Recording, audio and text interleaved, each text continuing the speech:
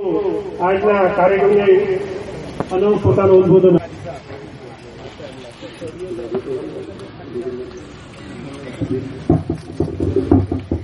कोई बात नहीं, 1 बजे का टाइम है, हम हमारे तरीके से बोलेंगे। मौलवी साहब, आपको पहले ही बोल देता हूँ, अगर आप इजाजत दें तो बोलो, नहीं तो मैं अपने हिसाब से बैठ जाऊँ, क्योंकि मुझे जिस वक्त से बुलाया गया मैं अपनी बात नहीं रखूंगा तो फिर मैं बैठूंगा।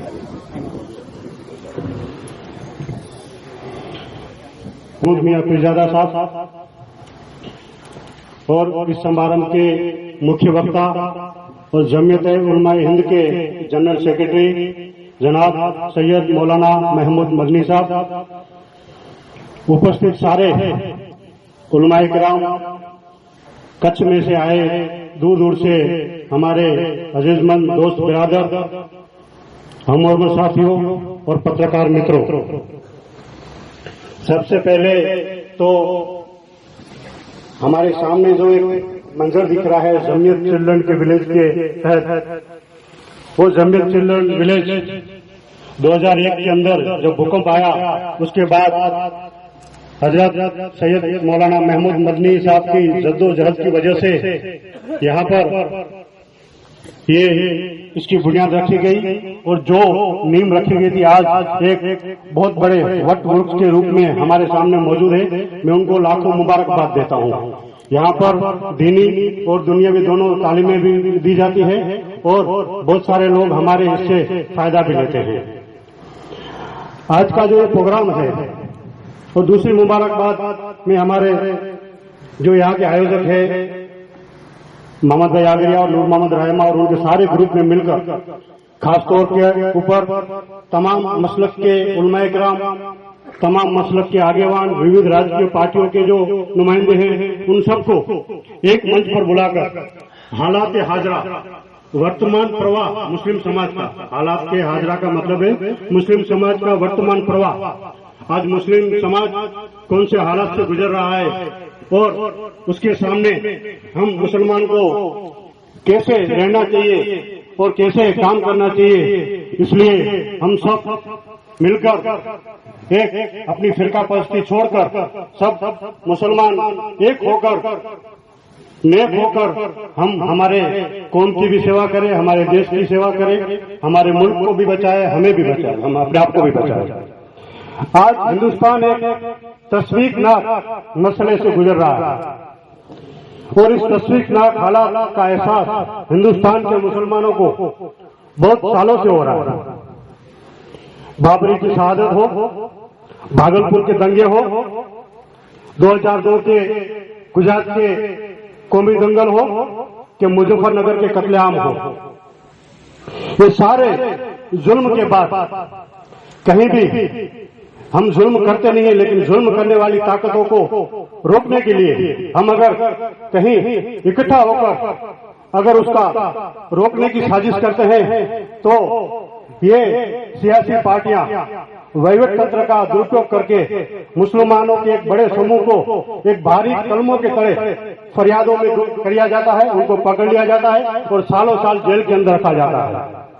हमें इस बात की लड़ाई लड़ी है, हमारी जो जमहूरियत हक है उसके सामने हमें एक होकर और हम सबको इसका मुकाबला करना है।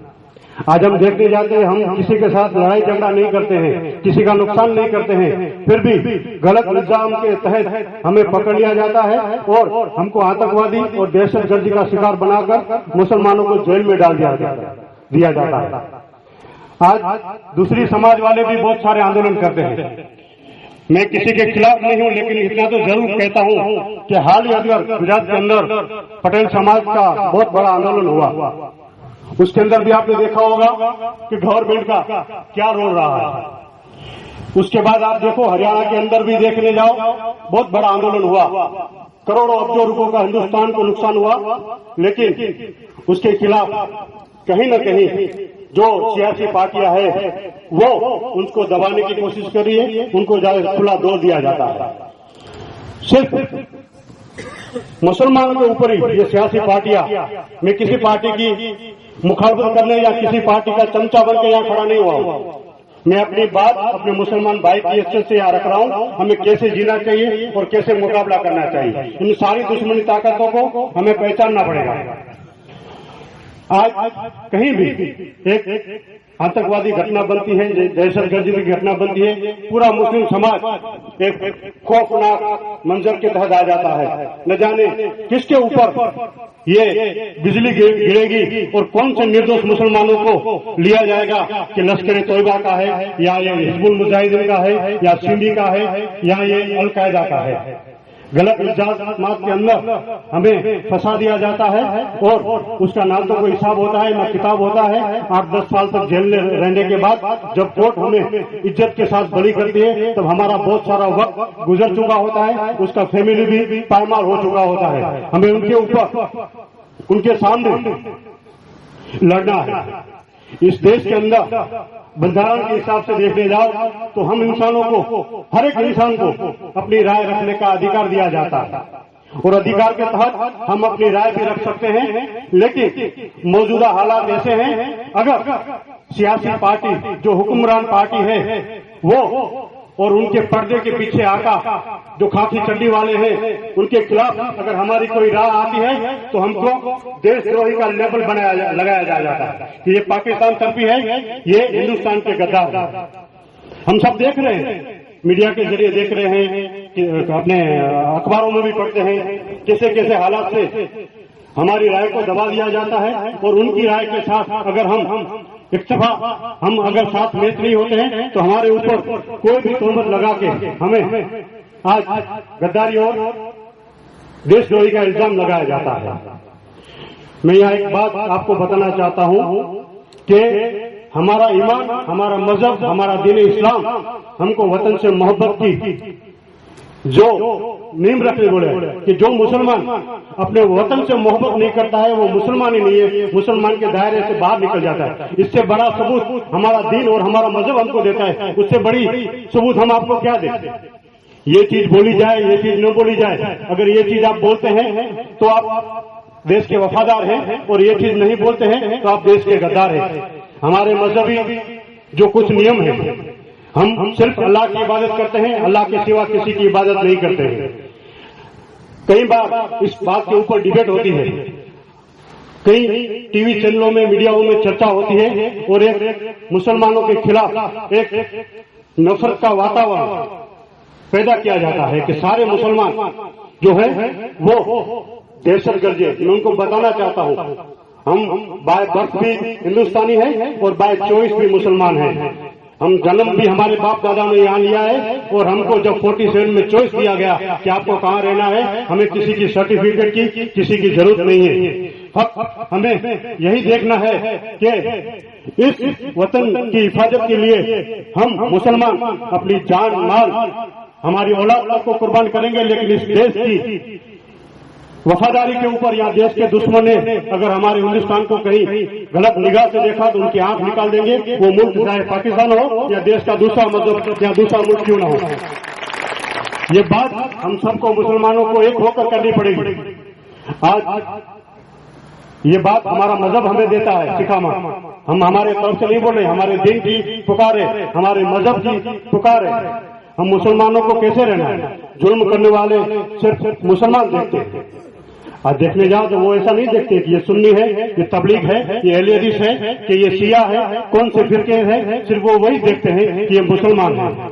तो आज हम उनका मुकाबला करने के लिए हमारे जो देश के अंदर बाबा साहब ने जो बंधारण दिया है, उस बंधारण के तहत हमारे जो हुकूक है उनके सामने लड़ने के लिए, हाँ बेशक हमारे फिरका परस्त है, हमारे मजहबी इख्तलाफात भी है, बहुत सारे इख्तलाफात है, लेकिन वो उनकी जगह पर है, वो हमारे घर का मसला है।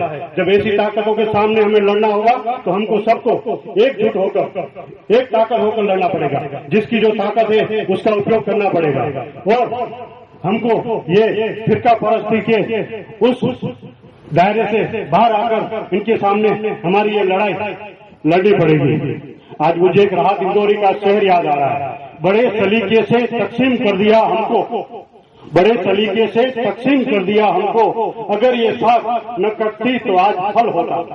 दुश्मनी ताकतें आप देख रहे हैं, कुछ टाइम पहले सुब्रमण्यम स्वामी ने एक टीवी में इंटरव्यू दिया था कि हम मुसलमानों के जो आपसी मसाइल है, तबलीग, एलर्जी, शिया सुन्नी, उसको उकसाया जाएगा, मुसलमानों में फाट फूट डाल दी जाएगी और उनका भरपूर फायदा हम लेंगे। और आज हो भी रहा है। आज देखने जाओ तो मुसलमान हर किसी के साथ तो बैठ सकता है, लेकिन मुसलमान के साथ कहीं बैठा हुआ नजर नहीं आता है। वो किस भी कैटेगरी में हो, छोटे से छोटा हो, बड़े से बड़ा हो, या आलिम हो, या तो अपना राजकीय पार्टी का कोई भी नुमाइंदा हो। मैं सारे लोगों से विनती करता हूं, ऐसे माहौल में हमारे कई अमन पसंद हिंदू भाई जो हमारी बात को लेकर आगे आते हैं, हमें ये भी ताकत नहीं है कि वो अमन पसंद हिंदू भाई के साथ हम जाके खड़े हो सके, जो हमारे लिए हमारी लड़ाई लड़ने के लिए आगे आते हैं। अभी आपने देखा होगा कि जेएनयू के अंदर, मैं उस बात का जिक्र इसलिए कर रहा हूं कि कन्हैया ने एक आवाज उठाई, आजादी की, हिंदुस्तान से आजादी की नहीं, हिंदुस्तान में रहकर हिंदुस्तान के उन जो जुल्म कर रहे हैं उनसे आजादी की बात कही। और उनकी बात का सबसे ज्यादा शिकार है तो मुसलमान है। मुसलमान आज भी उन गुलामी की जंजीरों से बाहर नहीं आया है। ये सियासतदार, ये खाकी चड्डी वाले, या जितने भी कौमवादी तत्व हैं, वो सारे के सारे उनको सपोर्ट करने वाले भी कौन है, ये भी हमें पहचानना पड़ेगा। जब टाइम आएगा, मुफ्ती शफी साहब ने हमें बताया कि हालात बदलने के लिए हमें आगे आना पड़ेगा, और हालात ऐसे नहीं बदलेगा, सिर्फ बातों के लिए हालात नहीं बदलेगा। जब टाइम आता है, इलेक्शन आता है, तभी हम सारी बातें हमारे नजर के सामने रखनी पड़ेगी। कौन अमन पसंद है, कौन हमें तंग कर रहा है, कौन हमारे ऊपर जुल्म कर रहा है, और कौन हमारे साथ खड़े रहकर हमारे जख्मों के ऊपर मरहम लगाने के लिए खड़ा होता है, ये भी हमें सोचना पड़ेगा। मेरे भाइयों, आज के दौर में आप देखने जाओ तो मुसलमान हैं, जारे दूसरे लोग जब हमारी आवाज उठाने के लिए बाहर आते हैं, तब हम मुसलमान हैं एक ऐसी नींद में सोए हुए हैं, ऐसी बेखबरी में सोए हुए हैं कि जिसका अंदाजा अभी नहीं लगा सकता है।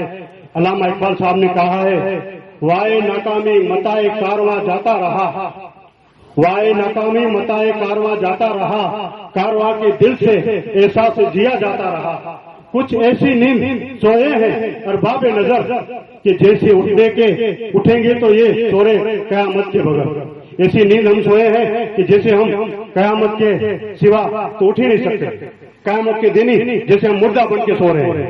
आज हम सबको हमारे कौम को बचाना है, हमें अपने आप को बचाना है, हमारे मुल्क को बचाना है।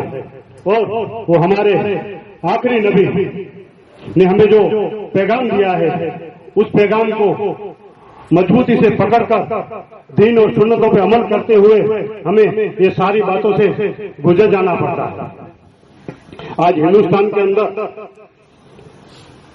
जो बड़ी बड़ी ताकतें हिंदुस्तान को बेर बिखेर करने में लगी पड़ी है, उन ताकतों के सामने हमें सबको एक होकर लड़ना है। और हम मौजूदा हालात देखने जाए तो कई जगह पर ये बातें मैं इसलिए रखना चाहता हूं कि कहीं पहले हमें दहशतगर्दी का शिकार किया गया, फिर हमें बम ब्लास्टों में फंसाया जा रहा। आज एक माहौल चल रहा है कि मुसलमान गाय के हत्यारे हो गए हैं। उसी गाय के ऊपर दादरी के अंदर मोहम्मद अखलाक को मार दिया जाता है, और वो मोहम्मद अखलाक जिसका बेटा हिंदुस्तान की फौज में हिंदुस्तान के वफादार बनकर दुश्मनों ने हिंदुस्तान के सामने उस सिपाही बनकर उस सरहद के ऊपर लड़ रहा है।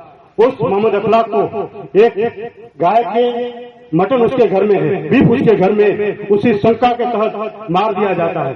मैं उनको बताना चाहता हूं कि जब हमारे पुरखों ने इस देश के ऊपर हुकूमत की, बाबर ने अपने बेटे हुमायूं से कहा है, अपने वसीयतनामे में लिखा है कि बेटा हुमायूं, इस देश की बड़ी विरासत हमें मिली है, तो हम इस देश की जो बहुमती प्रजा है, हिंदू प्रजा है, उनकी हमें रक्षा करनी चाहिए। वो गाय को माता मानते हैं, इसलिए हमें जमीन गौचर जमीन नीम करनी चाहिए और गाय की कत्ल के ऊपर पाबंदी लगानी चाहिए। वो पाबंदी बाबर ने लगाई थी, किसी ये हुकूमतरान ने नहीं लगाई। और गौचर की नीम करने वाला भी वो हुकूमत मुसलमान था, जिसने गायों के लिए एक जमीन नीम कर दी। आज ये दो पैर वाले बैल जो सियासी पार्टियों में खड़े हैं, वो पूरी जमीन अपने खा गए हैं। उनके सामने लड़ना पड़ेगा हमें।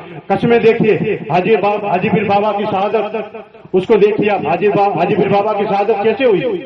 एक विधवा औरत की गाय के लिए, उनको बचाने के लिए, गाय को बचाने के लिए लुटारों के सामने लड़े हैं और वो गाय को हिफाजत के साथ उस हिंदू औरत को जाके पहुंचाई और अपनी शहादत हो रही है। इससे ज्यादा हम मुसलमान और क्या आपको सबूत दे।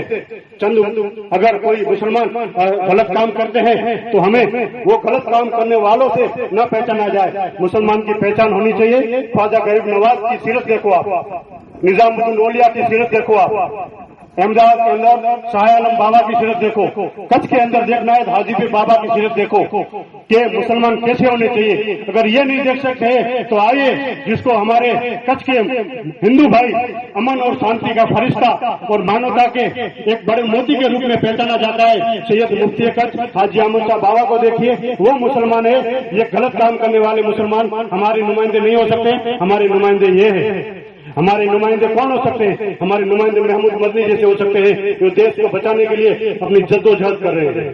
इसलिए ज्यादा में वक्त न लेते हुए सिर्फ इन बातों के साथ अपनी बात को मैं यहाँ खत्म करता हूँ कि आज हम सारे मुसलमानों को एक ही संदेश समझना पड़ेगा कि समाज हमारे लिए क्या करता है, ये न सोचना, समाज के लिए हम क्या कर सकते हैं ये सोचो। एक दूसरे के साथ मिलना शुरुआत है, साथ में रहना प्रगति है और साथ मिलकर काम करना ये सफलता है। इतना कहने के बाद अगर मुझसे कुछ ज्यादा कह गया हो, मैं सारे मजमे में अपनी माफी के साथ, सलाम वालेकुम के साथ अपनी जगह लेता हूँ। खुदा हाफिज, जय हिंद, जय भारत।